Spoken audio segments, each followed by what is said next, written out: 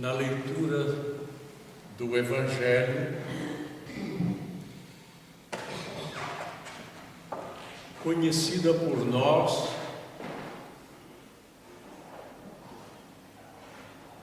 se repete uma cena que já ouvimos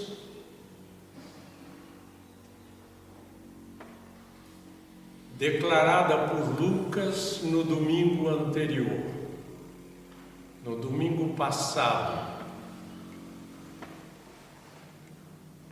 mas sob a descrição de Mateus, a cena tem cores novas.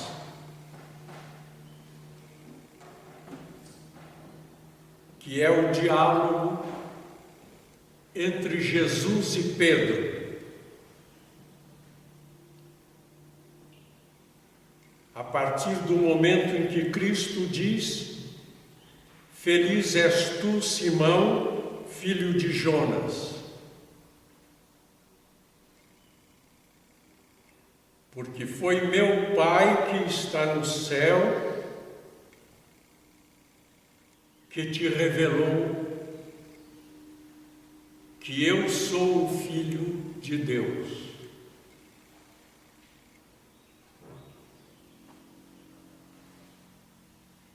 A confissão de Pedro, para nós hoje, soa tão simples, porque nós estamos exatamente há 1987 anos após esta cena.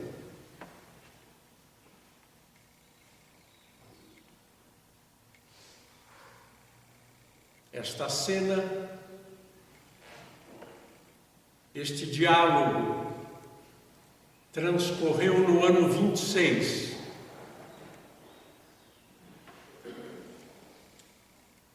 Aproximadamente no ano 26 da nossa era. Portanto, nós estamos há 1986 anos, dele a 1987 anos deste diálogo.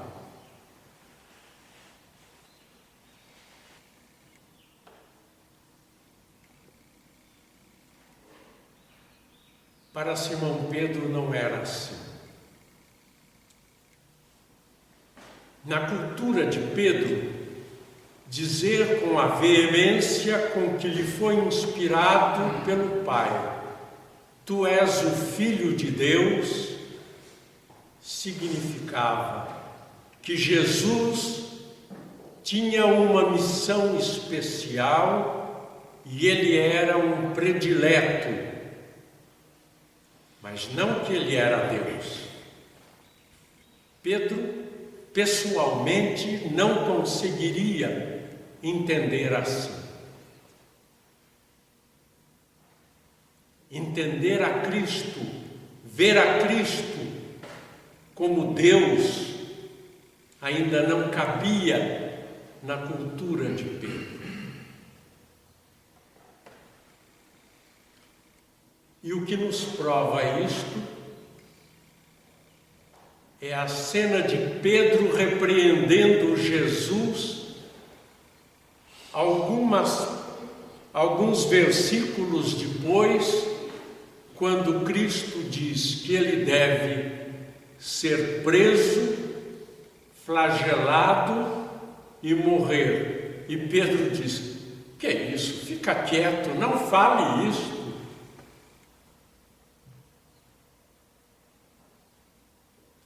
E Jesus diz a Pedro: "Você é um tentador, vai para trás." Lembram-se da passagem?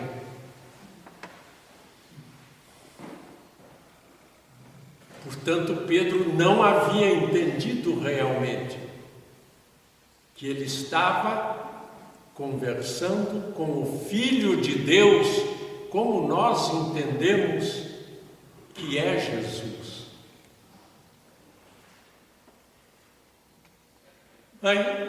Mas Simão, na empolgação,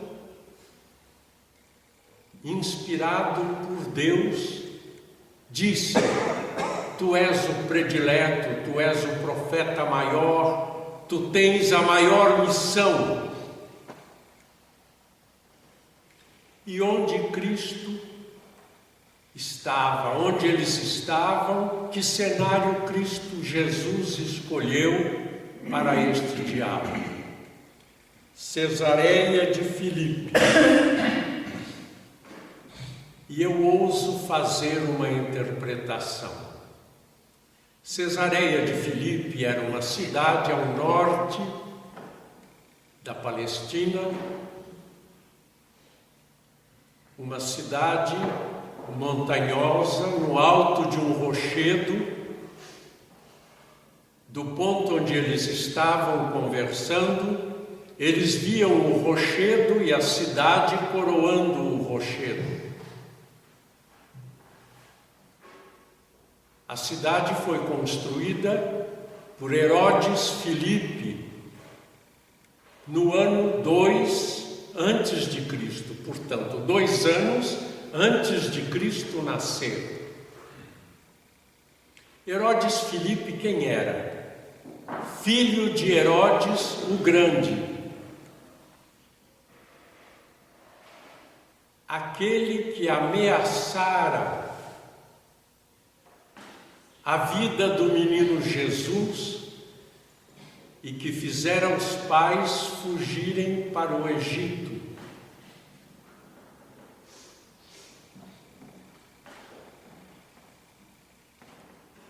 Ao pé de Cesareia de Filipe,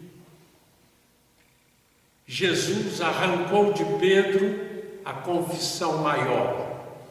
E Pedro não falava apenas por ele, mas falava em nome dos 12. Ele era a voz do colégio apostólico, do colégio dos 12 apóstolos.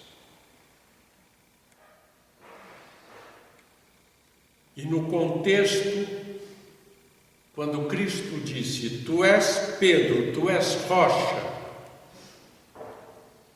e sobre esta rocha eu edificarei a minha igreja, Cristo se referia ao crente, à crença dos 12, sobre a qual crença ele construiria a igreja. Mas não sobre aquela crença vacilante, mas sobre a crença da ressurreição que viria depois. Vamos à primeira leitura. Na primeira leitura diz assim: naqueles dias o rei Herodes prendeu alguns membros da igreja para torturá-los. E vendo que isto agradava aos judeus, mandou prender a Pedro. E eram os dias dos pães ázimos, portanto, a Páscoa. Lucas escreve isto numa clara referência à Páscoa em que Cristo foi preso, flagelado e crucificado. Mandou prender a Pedro e o manteve sob correntes, e tinha a intenção de apresentá-lo ao povo depois da Páscoa. E Pedro dormia na prisão entre 2 soldados, e guardas vigiavam a porta. Herodes queria, portanto, uma festa na apresentação de Pedro. Era uma demonstração de poder. Voltamos, portanto, ao nome Herodes. É a dinastia Herodes perseguindo Cristo, infante, fazendo Cesareia de Filipe e agora perseguindo Pedro. Que Herodes é este? É neto do primeiro Herodes, filho do segundo Herodes, o construtor da cidade. Agora, nesta descrição de Atos, já estamos no ano 42. Portanto, o diálogo ocorreu no ano 26. E agora, a prisão de Pedro aconteceu no ano 42, com Herodes Agripa, o neto. E Pedro dormia acorrentado entre dois soldados. Eis que apareceu o anjo do Senhor e a cela iluminou-se. O anjo tocou o ombro de Pedro, acordou e disse: levanta-te depressa. Pedro sempre dorme, sempre aparece dormindo. No horto, Pedro sempre dorme. Na barca, Pedro dorme. Levanta-te depressa. As correntes caíram-lhe das mãos e o anjo disse: depressa, Pedro, coloca o cinto, calça tuas sandálias. Pedro obedeceu. Põe tua capa e vem comigo. A frase, a descrição de Lucas é importante. Pedro o acompanhou e não sabia que era realidade. A frase de Lucas é muito importante. Portanto, há um Herodes, continuando a cena, um Herodes. A realidade. Pedro profetiza, anuncia: tu és o Cristo, o Filho do Deus vivo. Mas ele não sabe de fato o que ele está falando. A dimensão da fala dele, a intensidade, a profundidade da verdade que ele anuncia, porque ele não tem domínio da realidade. Então, Lucas diz: Pedro acompanhou o anjo, mas não sabia que aquilo era a realidade, pois pensava que era uma visão. Depois de passarem a primeira e a segunda guarda, chegaram ao portão de ferro, que se abriu sozinho. Saíram, caminharam por uma rua, depois o anjo deixou. Então Pedro caiu em si. Agora sei de fato que o Senhor enviou o seu anjo para me libertar do poder de Herodes.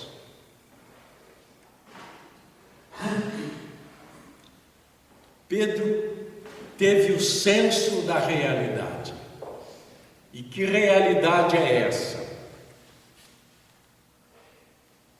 Voltamos ao Evangelho. Por isso eu te digo que tu és Pedro, e sobre esta pedra construirei a minha igreja. A realidade. Eu te darei as chaves do reino dos céus. O que ligares na terra será ligado. O que desligares na terra será desligado nos céus. Que palavra é esta de Cristo? O poder de ligar é o poder de vincular, é o poder de aproximar, é o poder de unir. Desligar é o poder de afastar, é o poder de distanciar. Portanto,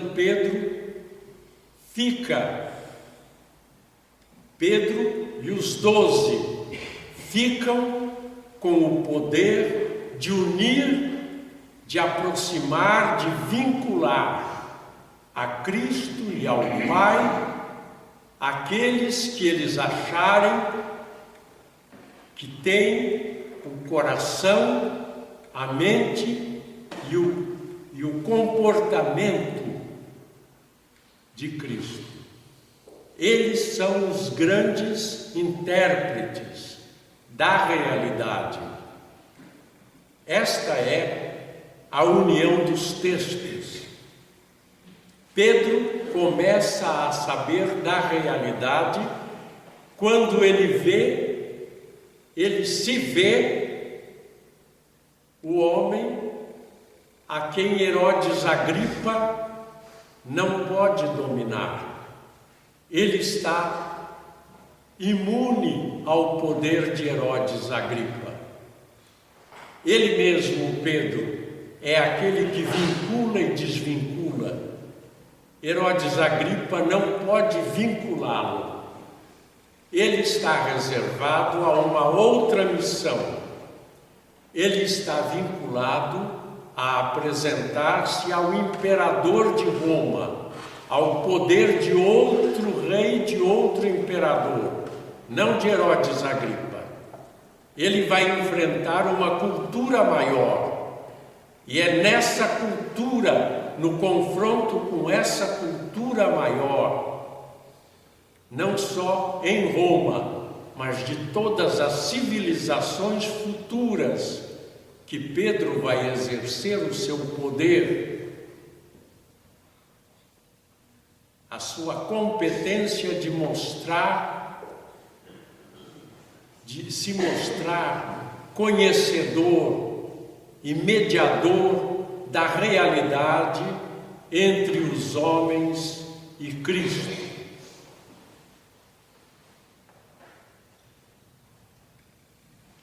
E eu te darei as chaves do reino.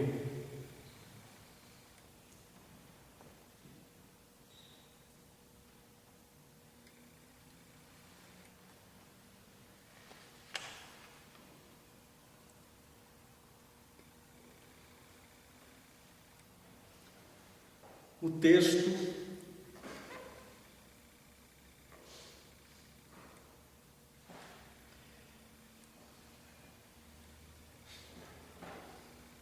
diz: enquanto Pedro era mantido na prisão, a igreja rezava continuamente a Deus por ele. E Lucas significa que era a união da igreja com Pedro, rezando por ele, que obteve de Deus um milagre de manter Pedro na realidade, de manter Pedro à testa da verdade de Cristo. Portanto, o que nós aprendemos hoje é que a igreja é a presença de Cristo continuada na terra. Cristo é a cabeça do corpo místico.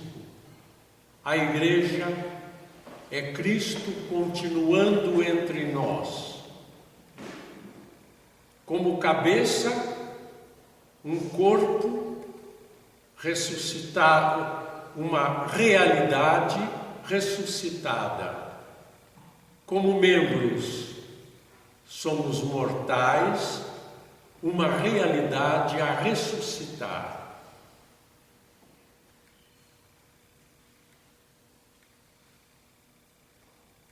No dia de São Pedro e São Paulo, nós não podemos deixar de mencionar a carta a Timóteo. São Paulo escreveu por volta do ano 67. Caríssimo Timóteo, estou para ser derramado em sacrifício. Ele se compara a um vinho que se derrama em libação a Deus. Estou para ser derramado em sacrifício. Aproxima-se o momento da minha partida. Combati o bom combate, completei a minha corrida, guardei a fé.